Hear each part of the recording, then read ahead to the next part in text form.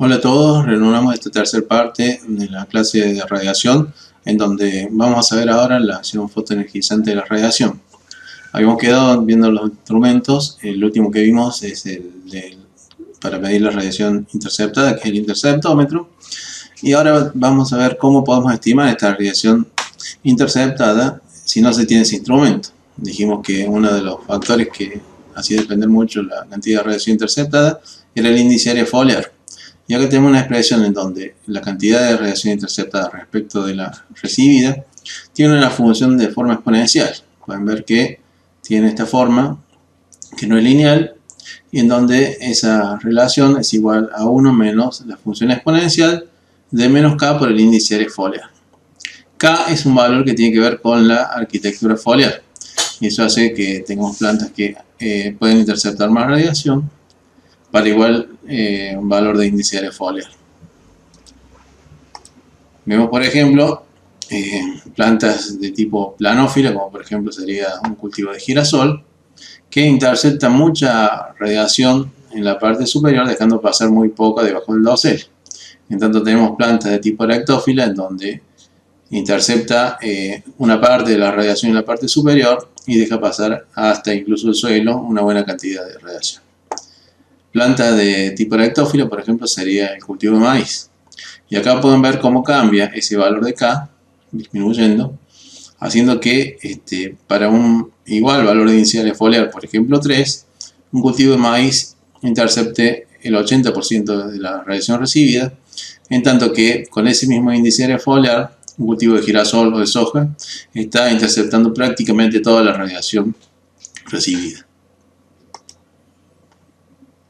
Lo mismo tiene que ver en el caso de la fotosíntesis con una planta erectófila. Va a permitir pasar luz hacia la parte más baja del dosel, de modo tal que a medida que incrementa la radiación también incrementa más la fotosíntesis, sin llegar a saturarse tanto las hojas superiores y permitiendo que las hojas inferiores tengan una buena tasa de fotosíntesis.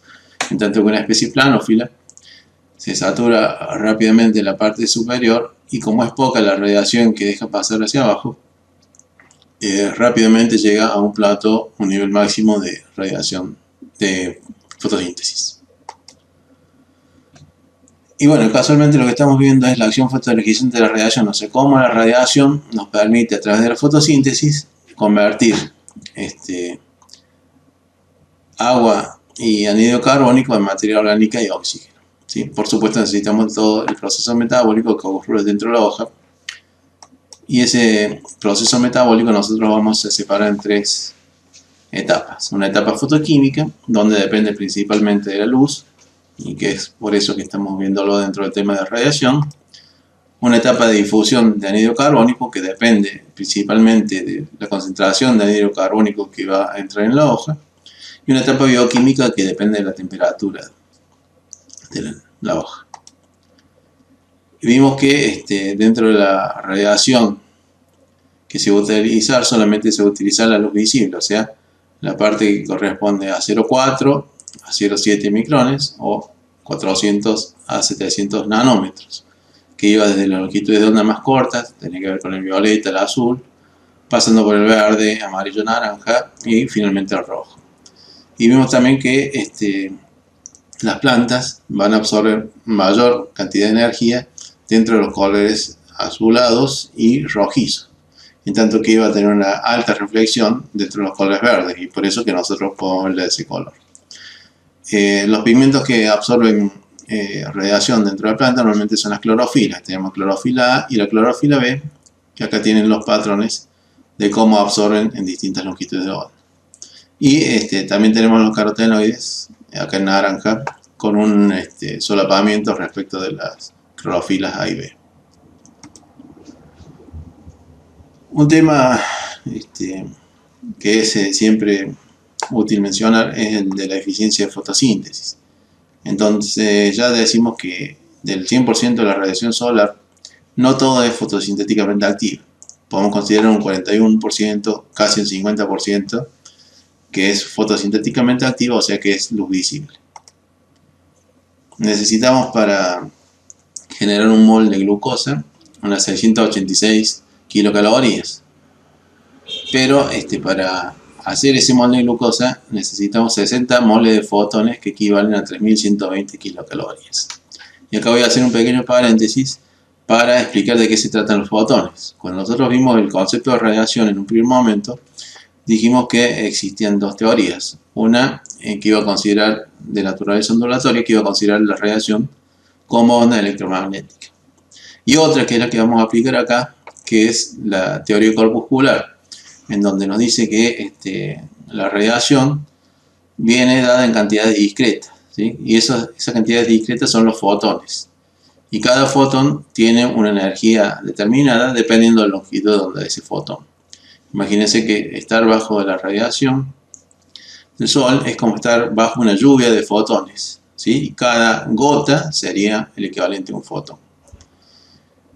Esos fotones no se pueden dividir, ¿sí? Y tienen su energía nuevamente de acuerdo a su longitud de onda. De modo tal que yo con un mol de glucosa voy a tener 686 kilocalorías, pero para generarlo necesito 60 moles de fotones, que equivalen aproximadamente a 3120 calorías. Y esto es lo que se denomina eficiencia cuántica. Yo necesito mucha más energía lumínica de la que voy a producir como energía química, ¿sí? Y esa eficiencia es del orden del 20%. Tenemos una reflexión de la radiación del orden del 15% promedio, por lo que la eficiencia de la fotosíntesis, en términos generales, es del orden del 7%. O sea, 7% del total de la radiación solar que impacta o intercepta el cultivo. Esto siempre en condiciones óptimas, o sea, la planta no está sufriendo estrés de agua, no está con problemas sanitarios, se encuentra verde y en óptimas condiciones. En la realidad, ese valor es mucho más bajo. Normalmente este es un valor teniendo en cuenta o determinado en laboratorio. A nivel de hoja, vimos que, ustedes habrán visto ya que a medida que aumenta la intensidad de la luz, la intensidad de la fotosíntesis aumenta hasta obtener un valor máximo. A partir de allí, decimos que la hoja está saturada de luz y esa tasa de fotosíntesis se mantiene constante.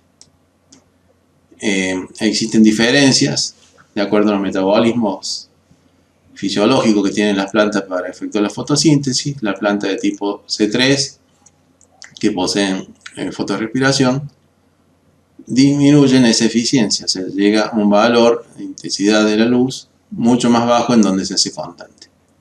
En tanto que las plantas C4, ese valor o ese punto máximo lo alcanzan con valores más elevados de intensidad de la luz.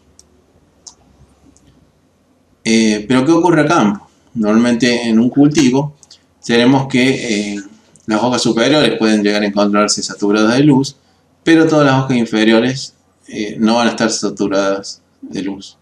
Por lo tanto, aparece esta idea o el concepto de que la producción de materia seca de un cultivo es directamente proporcional, fíjense que tiene una relación lineal, con la radiación fotosintéticamente activa, interceptada, acumulada a lo largo de ese ciclo del cultivo.